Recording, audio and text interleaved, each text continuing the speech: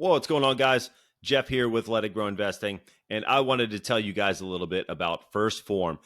First Form is a supplement company that I've been using for a long time, and they'll definitely help you get on your path to your fitness freedom and your the goals that you have for building a better you.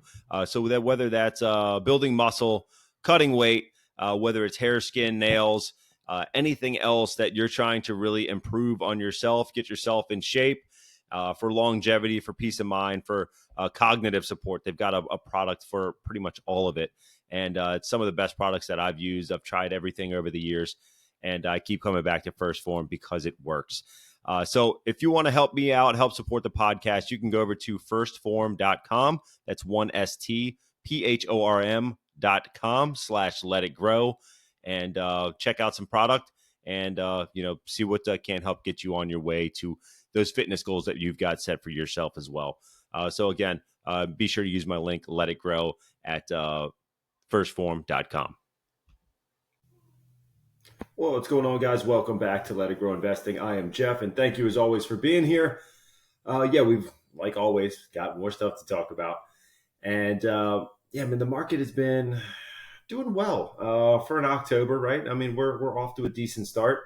We're definitely taking a look at all that the market is bringing in, everything we've had to digest over the last week, from jobs reports to, Iran and Israel problems to the strike at the ports to, unemployment coming back down to 4.1%. A lot of different things that we're looking at here, a lot of things we're trying to decipher and really make heads or tails of what's going on. So thank you guys for tuning in. We're going to talk about a little bit of all things stocks, finances, economics, a little bit of everything here. So hopefully if you guys could go ahead and subscribe and share the podcast to other people who might be getting started, or, they're already in finance and they're looking for some different ideas, some different, maybe insights or things that are out there that I'm seeing or that we're seeing as a group. If you want to share it with them, I would greatly appreciate that. I guess for week 41, we've been doing the investing challenge for now almost 3 years.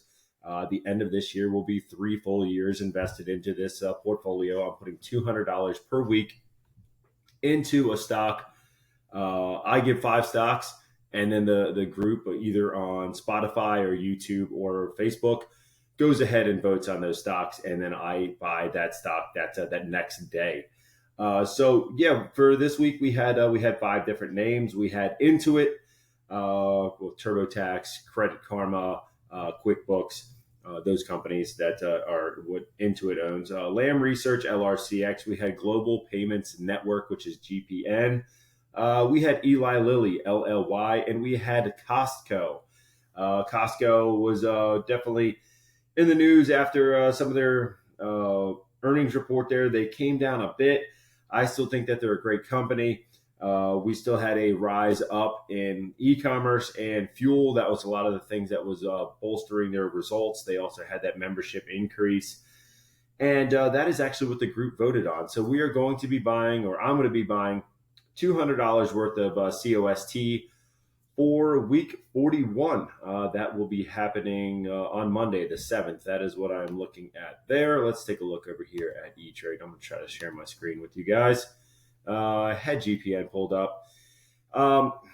I still am a huge fan of where this thing can go, and I don't think that credit card payments are going to slow down anytime soon. So I started a position. I'm setting some very tight stops on some of my stocks. So it actually sold out of that position.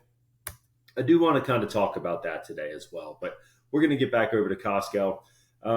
There's about 6% of upside, but this thing is normally priced to perfection. And it's just been a nice ride up for Costco. So, we got the price target sitting right at 938, we'll call it. Downside about 14.5% down. Upside, we got about 20 upside to the top. 20 for analysts get us to that average price of 937.91. Let's take a look at this week and see just what Costco did over the 5-day. Trefis says it's worth $8.49. Trefis tends to be a little low. 5 days, this was somewhat expected as some of the things came down this week that we knew were kind of in the works. So we've got that. There is some push to say that holiday spending might be a little bit light. A lot of people are reluctant to add new jobs. The jobs report did come in strong. Let me trade over to another screen here that I already have pulled up and see just exactly what the U.S. jobs report looks like. I'm going to pull up Yahoo Finance here. So we are looking at Yahoo Finance. U.S. jobs report crushes expectations. The economy adds 254,000 jobs. Unemployment rate falls to 4.1%, which took things up on Friday, right? We definitely had a rocky Friday, man. We were up really solid, and then the Dow pulled back. I think the Dow was up 250 or 300 at one point. Came back down a bit, and then ended the day strong. So that is definitely nice to see. It kind of took all that into stride and into account, and we went from there. I looked at one couch, and now I'm getting all these couch ads. I was paying $10,000 for a couch. Anyhow, we've got the U.S. BLS released on Friday that showed the labor market added 254,000 payrolls in September, more than 150 expected by economists. Unemployment rate fell to 4.1 from 4.2. And September additions came in higher than the revised 159 added in August. So a lot of different people are saying that this is actually kind of abnormally high. They don't think that this is going to continue to be the case. They think with Boeing going ahead and laying off another 30,000 people, I believe it was, that this is going to be lower for the October read. So we're going to see what is going on there. Still more bad news for Boeing. I just can't see how this is investable right now. And I do see that it's undervalued. I see a lot of screeners that have Boeing as could be a great stock to buy, good time to add. It's still a no for me. They have just not gotten out of their own way, and they are their biggest enemy right now. I can't endorse it. I'm not buying it. I wouldn't say anyone to take the swing at it. That's not to say that it's not going to do great things. That's to say it is not where I personally want to be. And I think we need to have higher conviction in our names than simply it could be a great stock again. That's kind of like trying to buy GE time and time again, and it just doesn't go anywhere. Boeing, let's take a look back over there. Sorry, I flipped screens and I forgot to bring up the one that I was actually looking at. So, Boeing. See, we're at 155. Trefis says 210. It might be worth that, but I think management and all the problems just continue to get in their way. You would think with everything going on, wars here, there, and everywhere, demand in aerospace, people going to, outer space, and then, Elon Musk having to, get his rockets up there to save the people that were on the Boeing craft. There's just so many different problems that Boeing has that I just cannot see how I would want to own this thing when there are other stocks out there. Yes, it says there's 33% of upside. I don't have conviction in this name. That means I will not buy this stock. At the same time, I think I told you guys that I was getting out of BABA at 100. I did. I'm completely out of this thing at this point. It is currently in overbought territory, meaning that there are few buyers left, and it's probably due for a pullback. It has issued a bearish signal. There's a lot of these Chinese stocks that have taken off after the stimulus. I talked about this last time. I will not be there. I still think that Alibaba could be a great company. I believe that the Chinese government is going to get in the way from a lot of different things. They're going to hide a lot of different news that we need to know. We're not going to have everything up to date. I think that, with what they did before with the CEO and where'd he go and no one really knew is all reasons that I don't want to be there anymore. So JD.com, they did similar, I'm sure, over the past short term here.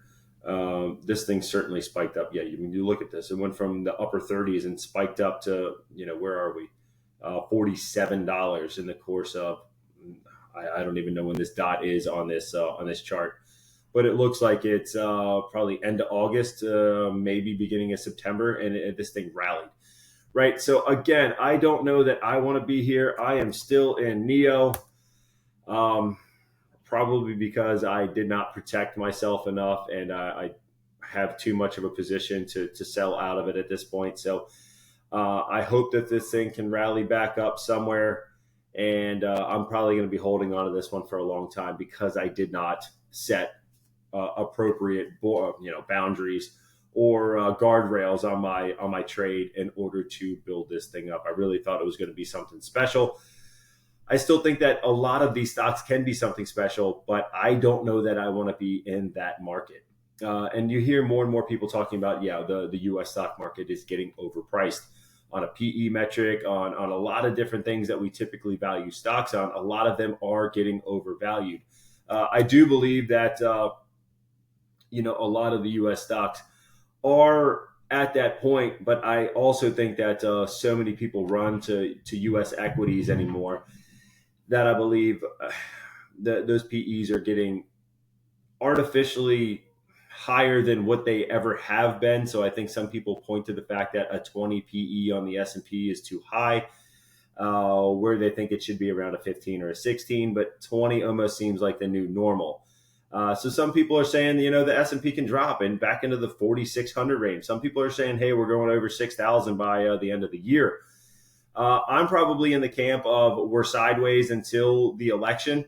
And then after the election, I think we're going to finish the year strong. The S&P is already up 20% for the year. And that normally means that, we're going to have a strong fourth quarter. September and October are slower months. I think they're going to be more of a sideways month here until the election.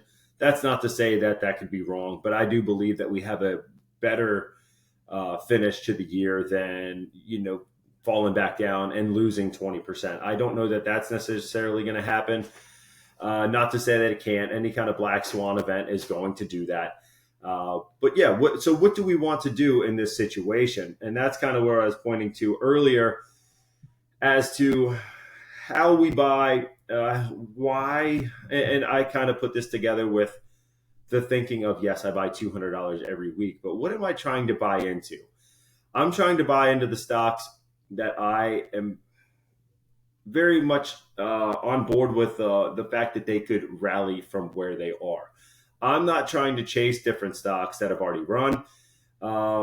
Sometimes I guess we kind of look at some stocks that are trending. We've looked at Palantir when it's already been up. I was still comfortable buying in the $33 to $35 range. Now it's at 40, and Palantir has been taken off. It's back into the it's into the S&P.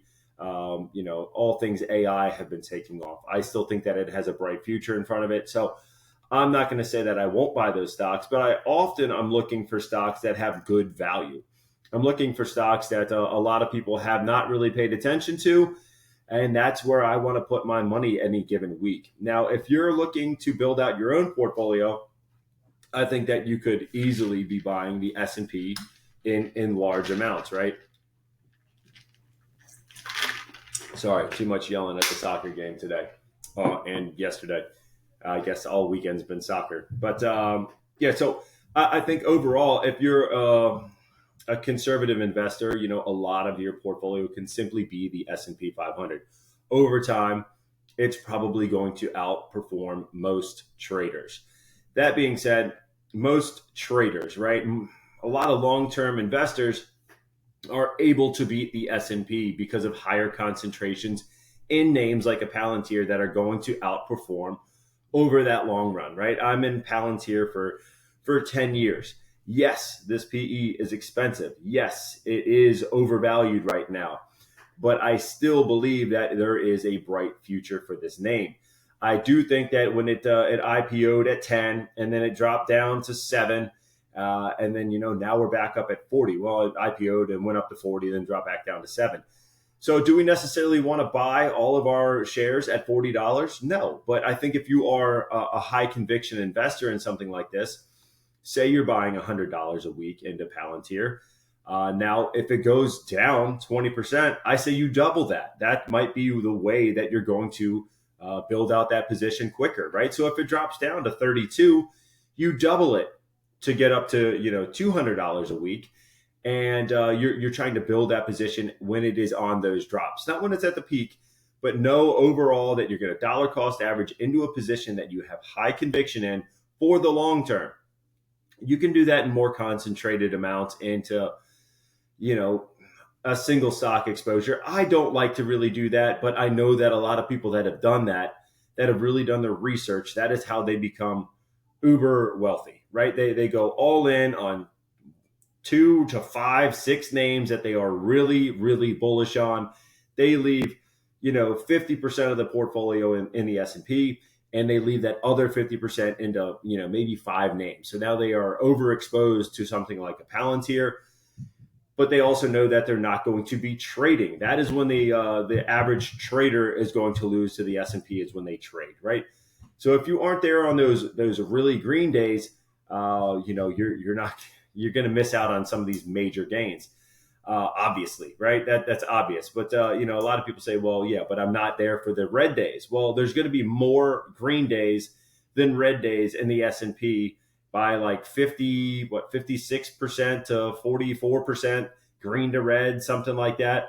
So there are going to be more green days over a course of a year. It's going to be in your benefit to stay invested in the market. Now, it is really hard to find the stocks that are going to do these multiples that are 400% over the course of 5 years. But that's where you got to do a lot of your homework, have a lot of your own due diligence, and take a look at the different sectors that they're in.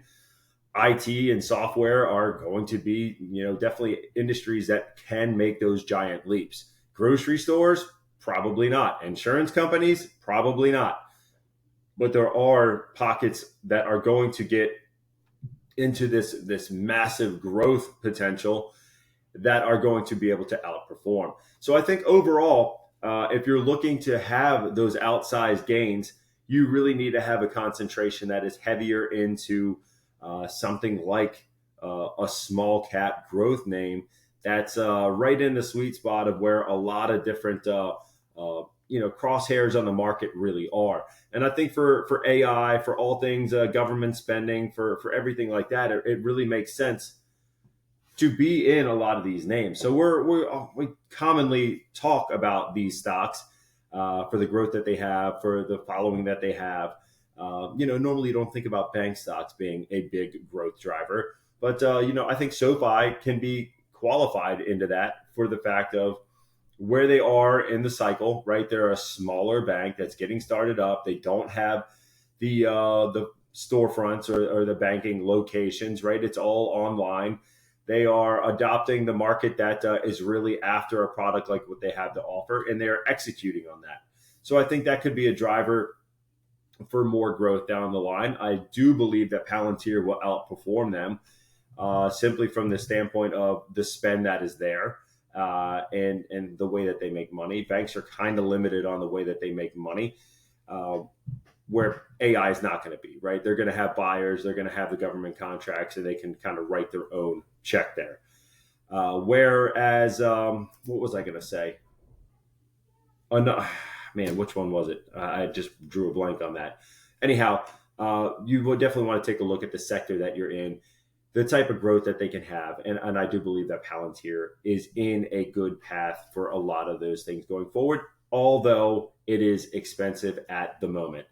So I'm not rushing out to buy this. I do have a buy order on this, but it's only for like 10 shares at $36 or something like that. So it's, a little bit of nibbling here and there, but I already have a decent sized position here. And I'm guessing when I look at this analyst research tab, it's going to say a negative because they've already passed a lot of these different price targets. There's about 30% of downside on Palantir. Does it get back to $30 or $27? Certainly it can, right? It went from 40 to 7 before. Do I think it can get back down to 27? Yeah, I do. Will I be buying more if it gets to 27? Yes, I will. And I definitely think that is certainly a thing to look at going forward, is where do you believe these stocks go? And you really got to have that high conviction in the name and the team that's behind them. So right now, I'm looking great on Palantir. Hopefully it stays looking great. But if it doesn't, I know that I can continue to build out the position that I have and even maybe get a little bit heavier concentrated in some of these names. Essentially, a lot of my portfolio has become building my own S&P 500 without fees, right? I've picked and choose from each industry, every different area where I want to be, and I've added enough to each of them to essentially build my own ETF within my portfolio, right? No one else can buy it, but I have all my own shares in the amounts where I have them and where I want them to be percentage-wise, and that is the way that I'm building mine. Now, I definitely think that as I've looked at my portfolio over the years, I've made some mistakes, right? I was probably a little too heavy on Alibaba. I made that decision to get out of it. So I'm trying to rotate that into some other things. I've talked about global payment networks. I got out of that. I was doing a little bit of trading there. I actually was able to trade Humana pretty well this week. This thing had some bad news come out saying that I think their benefits were, what was it, from the government? They were rated lower and it could have affected their payments. So I was able to buy this on Monday or Tuesday. I'm sure we could, right on this drop here. I was able to buy on the 2nd, which would have been Wednesday. Sorry, at 2:15, I got in that morning. So it was a quick window to get in. I saw it open at 220, 222. I set a buy for 215. It went down to 209 and shot back up to 248 by the end of the day. I was able to sell out of it at 246 for a $31 gain per share. So again, this is just from really paying attention to the market, watching the news that's coming out, seeing the movers pre-market, and deciding that I don't think that Humana is going to be that low for that long. I don't think that it's going to be in the negatives for a long term. And I made a decision, right? So was it a lot? No, I bought 4 shares, right? So I made $120 in an afternoon simply just holding on to Humana and selling it. It wasn't an options play. I probably could have made a ton more on options for all you options guys out there. I didn't do that. So I went ahead and got out of it in that 246 range, right? Again, I still think long term, if you want to hold on to this thing, I do believe that it will rise back up. I don't think that it's going to stay down here at 240 forever. We got 40% of upside, but granted, they didn't have all of this news when a lot of these were written. So we got some hold ratings with everything that's coming in, a little bit of bad news out there, 4 holds on the first page. There's a buy at 280. I don't necessarily want to be there for a long time. I think that I can do better elsewhere, but I wanted to play a little bit of the trend. So all of these hold ratings came out on the 2nd. That's 9 of 10 on Tuesday. We got 2 buy ratings. I think there's 4 buys and 11 holds on the first 3 pages since the 2nd on Humana HUM. But so that was one trade that I was making. I took that and put that money. I sold out of it, and I probably ended up buying. What did I buy? I think I bought some UPS, a little bit of Micron. I bought some more Micron. What else did we buy this week? I forget. I don't have that written down. But so I think there's definitely the cases where we really want to have that high conviction name. We really want to take a look at dollar cost averaging as a great way to make a lot of money long term. Having higher conviction plays that you are comfortable buying more of when they go down, I think that is a great way to play the market.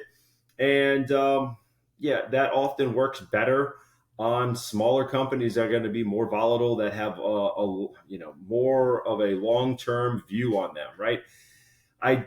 I still think that you can make a good amount of money on an Amazon or an NVDA. There's nothing wrong with those, but I think that the smaller companies are going to be a little bit more nimble and be able to do that a bit better. Maybe like a Tesla has got enough volatility and enough tech and IP that I think that they can do it as well.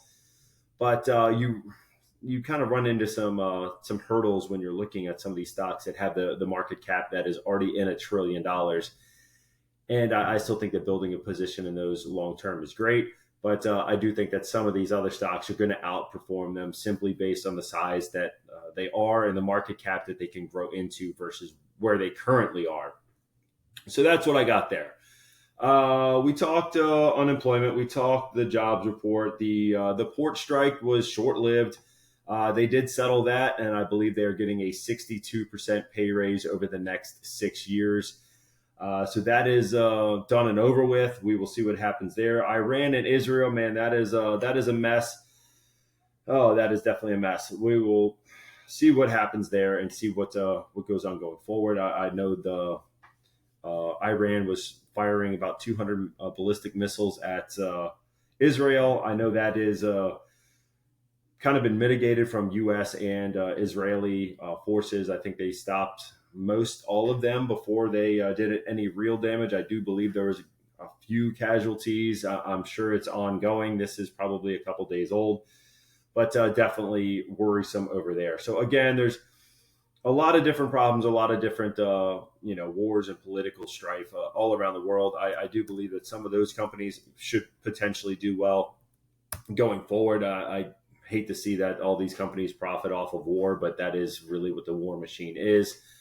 And someone's going to be making money off of it. So Lockheed, oh man, Lockheed's at 605. Yeah, I think that one traded up on some of the news. Jeez, how did I miss that?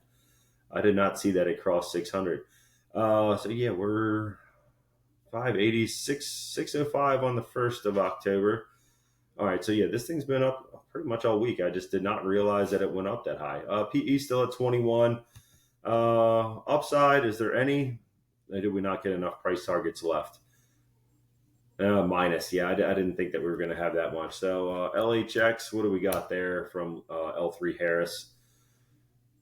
A little bit of upside. Northrop, check all the usual suspects and see what's going on there. Northrop, 0.5%. So L3 Harris has probably got the most. General Dynamics, and then we'll get off of this. Sorry, now I'm just curious. General Dynamics 8.6. Okay, so Boeing has the most out of that whole class, but I'm not buying it. General Dynamics and LHX are looking okay. Lockheed's probably a little overvalued at this point, but I've already got a position there, and that is not really going anywhere. So yeah, for week 42, I'll get right to the stocks that we are looking at. And this time last year, we were buying Amazon. So again, I don't know that this one's going to double our money overnight. I don't think that it's going to, but I do believe that it is a great quality, high quality stock in a lot of the right areas at the right time for us, from AWS to AI to retail, from all the different things that they do. Man, it is hard to beat in Amazon, and I think for consistent, predictable returns, it is a great company to own. It is the largest position that we have in our Webull portfolio currently, and I do believe that that's for good reason. You guys like to add it every time that it pops up in a vote, so I'm not going to be surprised if this one comes back up for week 42 as the winner. I was trying to pull up my Webull and just see how we're doing here. Number 2, if we're looking to diversify away from the U.S., right? If we're looking to get into some stocks that are a little bit more foreign, that aren't in China, I'm still looking at Mercado Libre, MELI. I've tried to buy this one a couple times with you guys, and no one's really going for it. We got 20% of upside. It is kind of the Amazon of Latin America. And limited downside, about 30% on the upside. 13 analysts give it around 20% of upside from here. I do believe that a lot of these other markets could outperform what the U.S. is going to be in the market for a while here. I think that the Japan could have some decent market runs as well. PE is probably a little bit pricey. I'd have to take a look at the forward on that one. It's currently at 70.94. Let me see if I can't get a forward PE on Mercado Libre. Let's see if we can't check. I'll check Google real quick. Mercado Libre forward PE. What does AI overview have? That's Guru Focus. It says it's a 42 as of September 30th. So still on the higher end, but much lower than that 70, and the growth has been there for them for a while now. So I'm still thinking that this could be a good way to get a little bit more exposure outside of the U.S., right? Some of these stocks have already run a little bit too much. Maybe want to, take a look elsewhere, and, Mercado Libre could be a good contender for that. Number 3 is going to be ETSY, ETSY. And, man, this is a little bit different, right? This is a consumer cyclical, which doesn't necessarily do well into a recession, which we could face. I don't think that that's out of the cards. Cyclicals, it could be a little bit riskier, but I do believe that more and more people are going to try to fill any gaps in their income with maybe selling some different product that they are able to make themselves on a site like Etsy. It is traded down. It is a bit cheaper than normal. PE on a trailing 12 is about 24. The forward is cheaper than that. Analyst research has decent amount of upside here, around 21% on Etsy as well. So you get a little bit more of that personalized items. You get more people trying to get more into the gig economy. So I do believe that there could be some growth there. If people are looking to start their own kind of business, they can just be selling on Etsy. And I think that that could be a great way to get personalized gifts or whatever that you need. That is more of a one-off type item, or maybe they do more bulk orders as well. But I know sometimes people are looking at those individual personalized type gifts or whatever they have over there on Etsy. And I think it could be a growing way to get into to that space and start kind of a side business. So downsides around 14-15%, but the upside is around 100% up from here. Around 21% on average from 22 different analysts. That is going to be number 3. Number 4, let's roll right into Merck. I was talking about this one a while back. I forget if this thing made a challenge. I don't see that it made it on here recently. It was back on week 33. But so Merck, they have a strong pipeline of drugs. They got some drugs that are going to be expiring soon. But I believe they have about 10 new drugs that are potential blockbusters for going forward. And they're getting cheap, right? So they're at 109. Average price target is about 140. Let's take a look here on their 52-week range. I want to see what that is. We've got around 3% of dividend yield. The low was set last October at 99.14. We're at 109. We did get up to 134.63 in June. So that is about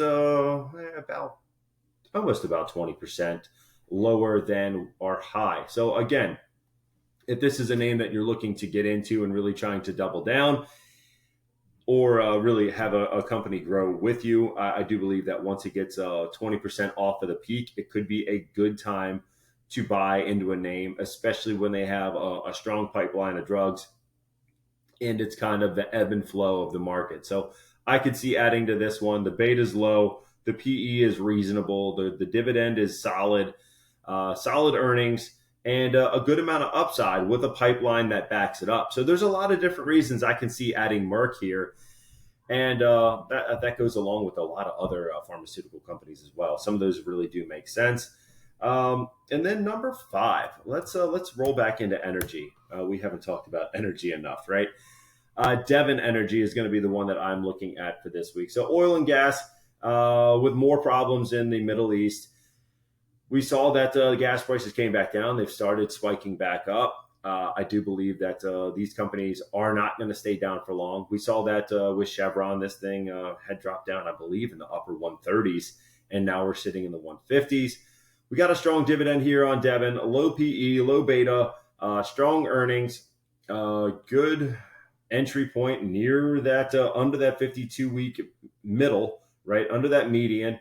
I think that we could get up into the $50 range. So that gives us a good amount of upside, solid dividend, more and more demand for oil and gas as rates come down, and average price target being about $53. So a lot of different reasons that I think that oil and gas could be purchased here. Real quick, let's just take a look at Chevron. I want to see where that thing did get to. CVX, 150. We still got around 15% upside there, and I was buying this in the low 140s. I think I bought some in the 150s, but I was adding more. recently. This was 137. Got to 135. That is probably where we really should have been buying. Which 17 times 2, $34 off. We're right at that point. That should have been the double down signal to be buying more Chevron when you're 20% off of that set 170. So again, I think that was a good entry point. I still think that we're in a decent entry point, but not as attractive as that 135, obviously. So that's what I got there. We've got those five: Amazon, Mercado Libre, MELI, Etsy, ETSY, Merck, MRK, and Devon Energy, which is DVN. Quick side note here: we were talking about the 50 basis point cut being the Fed's overnight lending rate from bank to bank, and it doesn't necessarily affect car rates or mortgage rates as well. And some of those prices have actually gotten more expensive. That is going to be because those are more tied to the 10-year. The 10-year is going to be more, interest rate sensitivity for consumer purchases when it comes to, I think credit cards is more tied there as well. I'd have to take a look at that. But the 10-year on mortgages and interest rates for purchasing vehicles as well. So there is more and more bullishness that there is going to be a softer landing from the Fed. So the 10-year is reacting the opposite way of the FOMC and the fact that they're cutting rates. Interest rates are actually still kind of creeping up right now, which is a good thing for the economy in that it's going to be hopefully a softer landing, but bad news for consumers. So there is a little bit of a divergence between those two numbers right now. That is certainly something to take a look at as well. The 2-year as well, that's going to play into your shorter term lending. Mortgage rates are going to be more tied towards that 10-year. So that's, I think, all I got for you guys. For 42, we've got the Amazon, Mercado Libre, Etsy, Merck, and Devon. 41, we are buying Costco. I will be buying $200 worth tomorrow. I told you I was going to pull up the Webull portfolio. I did have it pulled up, but I did not actually look at it here. We are up 19.7%. This portfolio has made me, I guess, $5,394 in that 2.5 years. And I remind you, we didn't make a thing in the first year. We were negative. I'm sure a lot of people said, why am I following this guy? And, taking anything into consideration as to what he says, because everything that he's buying is red. Well, we were buying as the whole market was going down, and now those things have all reversed, and we're up $5,400 on an account that is worth $33,000, call it. So I will take it. Hopefully, if you guys have been following along, you've learned that it's not just a get rich quick. We are buying and we are investing and staying invested for the long term. We are building out a portfolio. And we are not necessarily just trying to trade in and out of things to get that quick dollar. Have I done it? Yeah. Is it what I do frequently? No. And like I said, it was only $1,000 with what I was doing with Humana. GPN wasn't a big position either. So those I try to trade out of, and I put that money elsewhere that are my long-term investments. So do I have a little bit of fun with it? Yeah, I get caught up in the emotional trading aspect of things as well. But I also am really focusing on building that long-term wealth, having that dividend income, and having a nest egg to where when I don't want to, be working out or working outside anymore, I have something else to where I can live off the dividends. And, at some point I'll probably pivot my portfolio from more growth to more safety, more dividends. So that's why I'm here, guys. It's not a trading channel. It's not a look at me go. I don't need the pat on the back. I really don't care. It's really to help other people get going, get started, and understand that the market is going to hurt for those times when it's down 20% and we don't have any money to invest, right? That's when it's painful. You're looking at your money dwindling and you got nothing else to add. But if you look at those red days as a time where you can actually capitalize on those, stay invested for the long term, I think you'll be just fine. So thank you guys for stopping by. Please make sure you like, subscribe, and share. I definitely appreciate you guys being here. And that's all that I have time for today. So I will catch you guys in the next one. Take care.